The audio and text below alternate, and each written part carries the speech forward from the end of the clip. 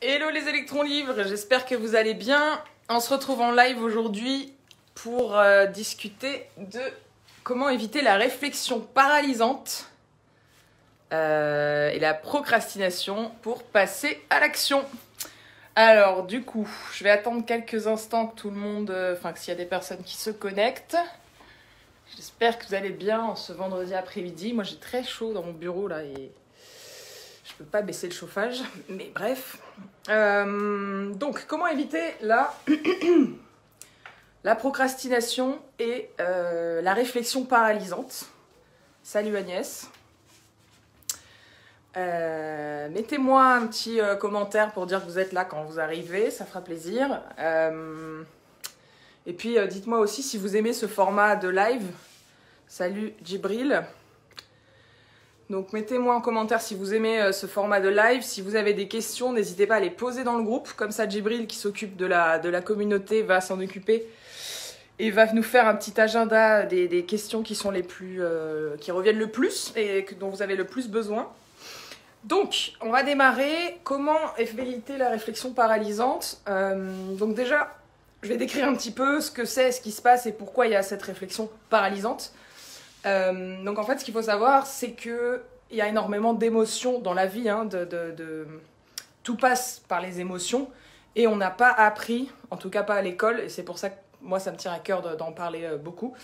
On n'a pas vraiment appris comment gérer nos émotions, on n'a pas appris ce que c'était les émotions, et on a été formaté, entre guillemets, ou formé par la génération d'avant, alors ça dépend de votre âge, mais on a été formaté par la génération d'avant qui avait encore moins conscience des émotions et qui en connaissait encore moins. Donc il faut bien toujours garder ça en tête. Les émotions, voilà, c'est un sujet qui est très touchy. On ne sait pas trop comment se dépatouiller avec ça. Et c'est central d'ailleurs, dans l'incubateur, on travaille beaucoup les émotions. Agnès, qui fait partie de l'incubateur, pourrait vous en parler. Et moi-même, j'ai découvert, je pensais qu'il n'y avait que 2 émotions dans la vie avant de me former au coaching. Je pensais qu'il y avait la joie et la tristesse. J'avais l'impression de ne jamais être en colère et de ne pas vraiment avoir peur. Enfin, si, la peur un petit peu, mais voilà. Donc, c'est pour vous dire que je reviens de loin aussi à ce niveau-là. Et c'est en me formant au coaching que j'ai commencé à mettre de la conscience sur tout ça. Et à identifier que vraiment les émotions, c'est la base, je le lisais encore ce matin, c'est très important. Donc, tout part des émotions, tout part de comprendre pourquoi on traverse telle ou telle émotion, et évidemment, dans la reconversion pro, comme dans tout événement dans la vie, il y a beaucoup d'émotions. Il y a les montagnes russes, d'accord ? Pourquoi? Parce que vous vous engagez, en fait, surtout quand vous prenez un accompagnement, que ce soit avec moi ou quelqu'un d'autre. En fait, vous allez vous engager, vous investir dans un processus. Et donc, à partir de là, il y a une espèce de pression qui peut se mettre en place parce que vous avez, en fonction de votre histoire de vie, vous pouvez avoir une pression du résultat, une pression de trouver la bonne chose, des peurs de se dire « et si jamais je trouve pas ?» Agnès pourrait témoigner un petit peu là-dessus aussi, vu qu'elle a vécu le processus et elle est encore en train de le vivre. Elle pourrait témoigner des émotions qui se manifestent, en tout cas pour elle. Donc, je me suis un peu perdue là. Je me suis un peu perdue, donc les émotions, voilà toutes les émotions qui arrivent, etc. Donc, la paralysie, quand on dit la paralysie, donc je crois que c'est Justine à nouveau qui a posé la question, la réflexion paralysante, déjà on a 2 mots, on a réflexion et paralysante. Donc déjà quand on est dans la réflexion, on est dans sa tête, donc la tête c'est pas les émotions c'est le corps. Je referai un live là-dessus spécial si ça vous intéresse. D'ailleurs surveillez bien la semaine prochaine parce que je vais vous proposer un super truc, on va vous proposer un super événement avec Djibril qui sera offert. Donc il y aura énormément de contenu et ça va être sur plusieurs semaines. Donc mettez-moi en commentaire d'ailleurs si ça vous intéresse, mettez-moi info. Comme ça, mettez-nous info en commentaire si ça vous intéresse d'en savoir plus sur l'événement. Parce que il y aura pas de place pour tout le monde. Et du coup, Je veux voir les personnes qui sont intéressées avant qu'on le lance. Donc événement gratuit sur plusieurs semaines, motivation, etc. Agnès, info. Ok Agnès, ça roule. Donc très bien. Donc réflexion est paralysante. Donc quand on est dans la réflexion, on est dans sa tête. Et la tête, donc les pensées, vont provoquer un comportement de paralysie. Donc la paralysie, si on le décrit un petit peu, c'est qu'on est bloqué. Voilà, on est paralysé, on ne peut pas avancer. Par définition, donc, il y a un blocage. Agnès, tu t'en doutais, oui. J'adore. Donc, il y a un blocage. Pourquoi il y a ce blocage? Parce que vous anticipez un changement, d'accord? Parce que typiquement, vous dites, ok, probablement vous avez reconnu que vous n'étiez plus bien là où vous étiez et qu'il y a la nécessité d'un changement qui s'impose. Parce qu'à partir du moment où j'ose reconnaître et affirmer que je ne suis pas bien là où je suis, eh bien, finalement, il y a deux solutions. C'est soit je reste et je suis malheureuse, ou alors je décide de partir, mais pour faire quoi? Pour faire quoi? Pour trouver quoi? Et puis je sais ce que je lâche, mais je ne sais pas ce que je vais trouver. Donc forcément, vous commencez à entrer dans une zone d'inconfort. On sort de la zone de confort, et par définition, c'est inconfortable. Et à cela s'ajoute votre personnalité. Donc il y a des personnes qui vont être très à l'aise en dehors de leur zone de confort, qui vont prendre ça comme un challenge. Moi j'aime bien prendre la métaphore du voyage. Voilà, je suis française, je pars en Chine, je ne parle pas chinois, je vais du coup en dehors de ma zone de confort. Par définition. Mais si j'adore voyager, si je parle anglais, et si j'ai la croyance aidante, où je me dis de toute façon je me débrouillerai toujours, eh bien, je vais être en dehors de ma zone de confort, mais je vais être dans une zone d'apprentissage qui va être relativement confortable, parce que pour moi, c'est l'aventure, c'est l'inconnu, mais c'est un inconnu avec des choses connues que j'aime bien. Par exemple, je sais que je parle anglais, je sais que je me débrouillerai toujours, et j'ai envie d'aller découvrir. Donc là, il n'y a pas de paralysie, il y a une action. Je vais y aller, pas de problème. Si par contre, je n'aime pas voyager, je n'aime pas partir seule, je n'aime pas la Chine, je n'aime pas être loin de chez mes parents, je n'aime pas être loin de mes enfants, je ne parle pas anglais, et j'ai la croyance limitante. Donc vous voyez, dans le premier cas, on avait une croyance aidante. Dans le deuxième cas, je prends des stéréotypes exprès. Si j'ai la croyance limitante que, de toute façon, j'y arrive jamais, là, ça ne va pas ressembler à une zone d'apprentissage, ça va ressembler à la zone de panique. Donc la zone de panique, elle est plus loin que la zone... Vous avez la zone de confort, la zone d'apprentissage et la zone de panique, c'est des cercles un peu concentriques. Tiens, je pourrais peut-être d'ailleurs vous montrer ici. Si on dit que ça, c'est la zone de confort, hop. Là, ce serait la zone d'apprentissage. Oula. Et en dehors de la fiche, voilà, ce serait la zone de panique. Donc, quand vous entrez dans une zone de panique, c'est là que se déclenchent les émotions. Et la paralysie étant une réaction à une émotion, la paralysie étant un comportement qui est déclenché par une émotion, eh bien, vous allez ressentir, en étant dans cette zone de panique, vous allez ressentir du stress, de la peur, et vous avez toujours plusieurs réactions, donc 3 manières de réagir, de vous comporter en fonction d'une émotion. Il y a vivre l'émotion et l'accepter, aller dans son sens. Donc là, il n'y a pas de résistance en principe. Il y a la fuite. Oula, ça me plaît pas, j'y vais pas, je fuis. Ok. Et il y a l'autre comportement qui est je suis paralysée. Voilà, j'ai un choc. Je suis choquée, je suis paralysée, je ne peux plus bouger. Et ça dépend pareil de votre histoire, de votre personnalité et de la manière dont vous réagissez quand vous êtes en dehors de votre zone de confort. Donc là, je vous invite chacun à faire un petit exercice parce que le but de ces lives, c'est que ce soit vraiment pratico-pratique. Donc à la fois, je vous donne du contenu, je vous explique un peu comment ça fonctionne. Et c'est comme ça que ça se passe aussi dans l'incubateur. Il y a énormément de contenu et là, je vous explique en 5 minutes. Mais dans l'incubateur, je vous fais des masterclass entières d'1 heure et parfois avec des experts quand je ne maîtrise pas le sujet pour vous expliquer tout ça en détail. Mais le but de ces lives, c'est d'avoir un contact un peu interactif avec vous et de vous donner des clés déjà que vous puissiez activer aujourd'hui. Donc, première chose à faire, déjà, c'est de repérer quand vous êtes dans une situation donc hors de votre zone de confort. Est-ce que vous êtes plutôt du genre à y aller sans problème? Est-ce que ça vous challenge, ça vous stimule, comme Djibril par exemple? Est-ce que ça vous fait fuir? Ou est-ce que vous êtes paralysé? Donc regardez, mettez-le d'ailleurs en commentaire quand vous regardez cette vidéo, maintenant ou après. Chaque fois que vous êtes confronté à un changement, quelle est votre réaction? Je vais vous partager la mienne pour vous donner un exemple. Moi, j'ai été habituée, comme mon papa était dans l'armée, j'étais habituée à déménager tous les 2 ans. Alors en France, heureusement. Mais du coup, tous les 2 ans, on avait l'annonce qu'on allait partir vivre dans une autre ville. Donc pour vous dire, je suis née en 87, en 20 ans, j'ai dû faire 10 ou 12 déménagements. Imposés, évidemment. Donc à chaque fois, je devais prendre mes affaires, quitter mes amis, quitter mon école, quitter ma maison.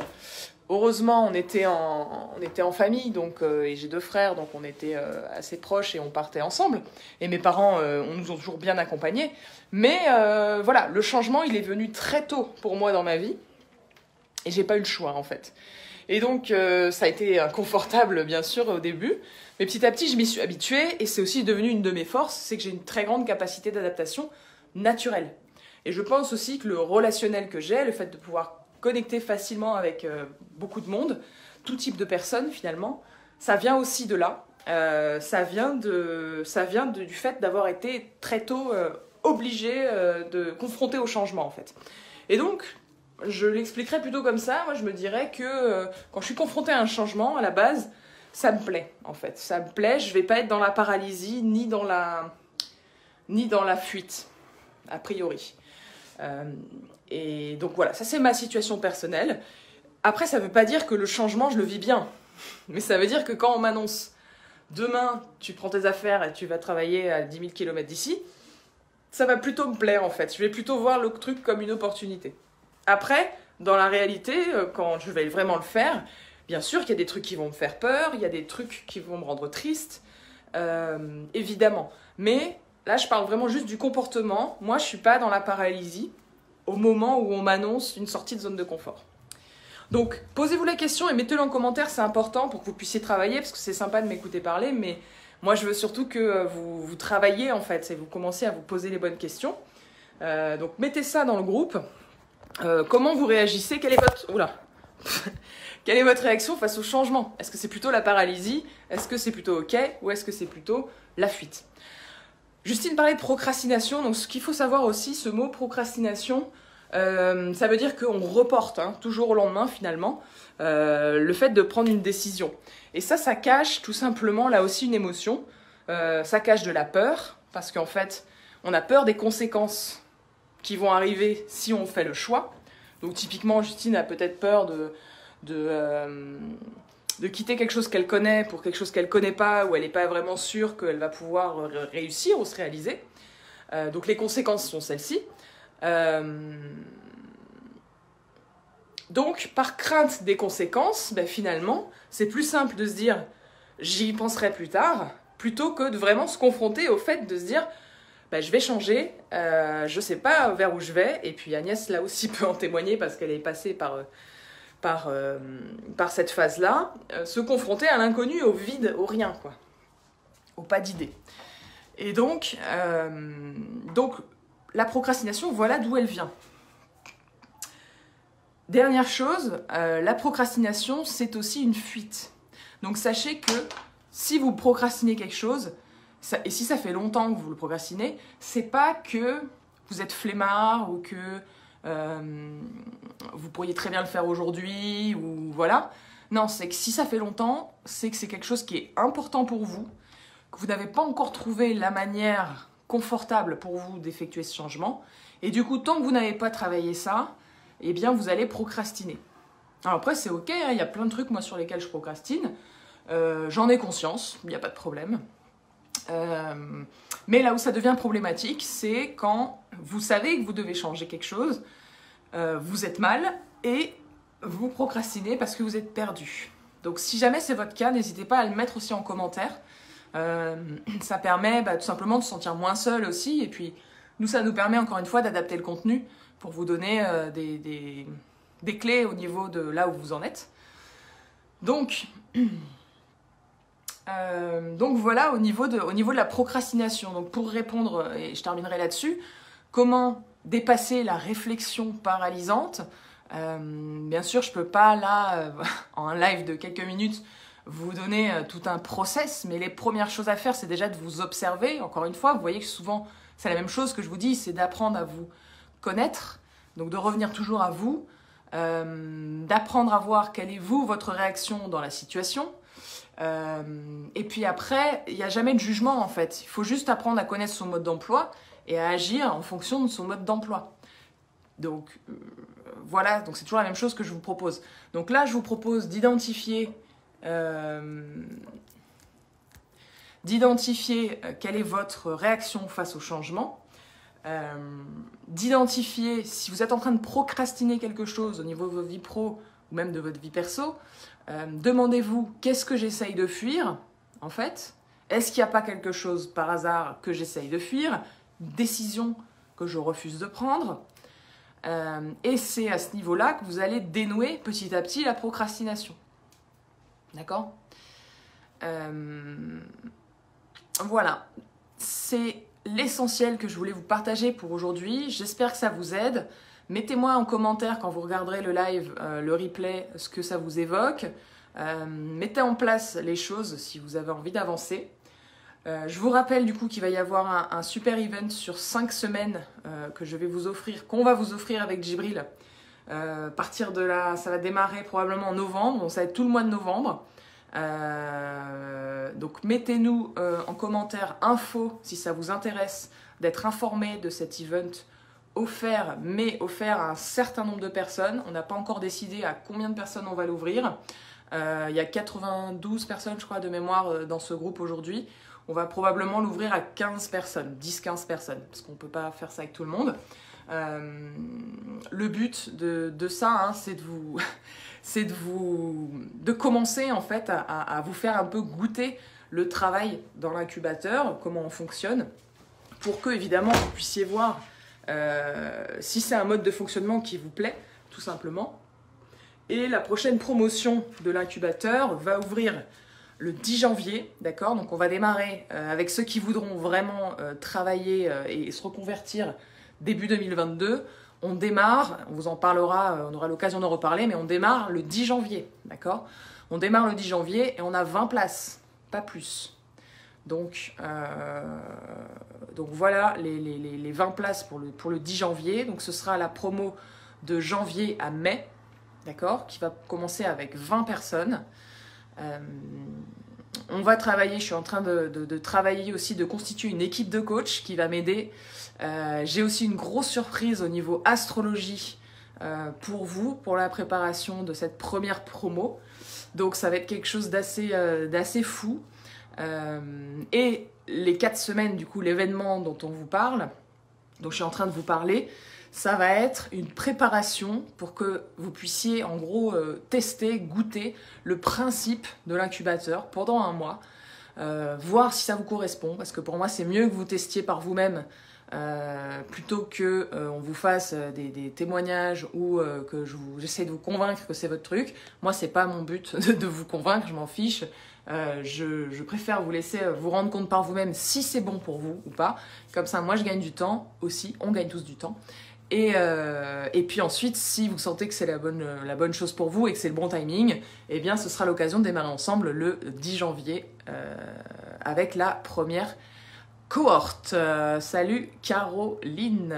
Il faut qu'on se voit d'ailleurs, Caroline. Voilà, c'est tout pour aujourd'hui. J'étais ravie de partager ce live avec vous. J'ai speedé ma pause déj pour pouvoir vous parler. Donc j'ai encore dans mon sac mes pâtes. Ah, retournez, qu'est-ce qu'il raconte? Retournez votre téléphone. Voilà. Je vous montre. Voilà, j'ai encore mes pâtes que je n'ai pas terminées. Voilà. Donc voilà, j'étais ravie de partager ce live avec vous. Je serais ravie, on sera ravis avec Djibril de voir aussi vos commentaires. On sera encore plus excités de voir qui seront les 10-15 personnes qui vont nous rejoindre pendant un mois. Donc ça se passera dans le groupe, hein, tout simplement, mais on vous donnera plus d'infos quand vous aurez, pour ceux qui auront commenté, infos en commentaire, on vous contactera en privé pour vous expliquer de quoi il s'agit. Et puis voilà, donc je vous souhaite une très belle fin d'après-midi, un bon week-end, je vous embrasse et à très vite. Ciao, ciao. Et ne procrastinez pas le commentaire sous cette vidéo si jamais ça vous intéresse, parce que, comme je vous ai dit, il y a 10 à 15 places maximum. Ciao, ciao, bon week-end.